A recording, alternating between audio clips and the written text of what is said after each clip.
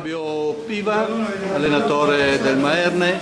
Allora mister, 0-0 come all'andata, si è iniziato come si è iniziato a inizio campionato.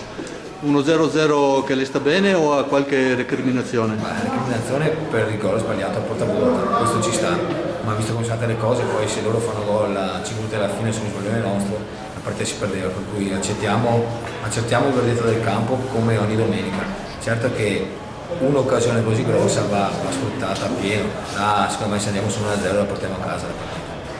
Voi state, penso, lottando, visto che siete neopromossi, forse per la salvezza. Questo pareggio qua vi accontenta?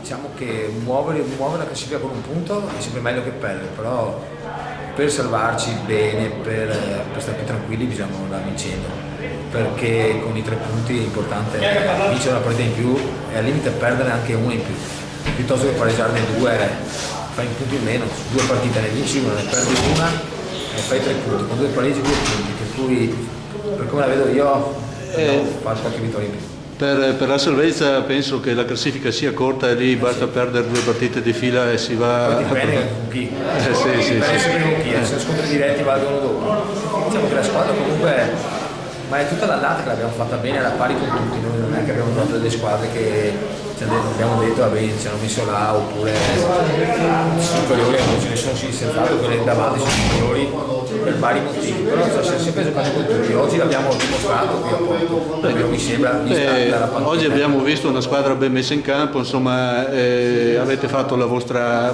partita. Concludiamo con una parola su questo Portogruaro, da avversario come l'ha visto? Portogruaro è una squadra organizzata, tosta, si vede con dei giocatori di qualità, vedi Fabio, vedi Poles soprattutto, no? Io ho visto una squadra ben messa in campo, avete un allenatore preparato su questo, per cui non avevo dubbi su cosa mi trovavo di fronte. Possiamo concludere che alla fine dello 0-0 sta bene, insomma. Sì, si sta rispecchia quello che si in campo. Grazie. Prego.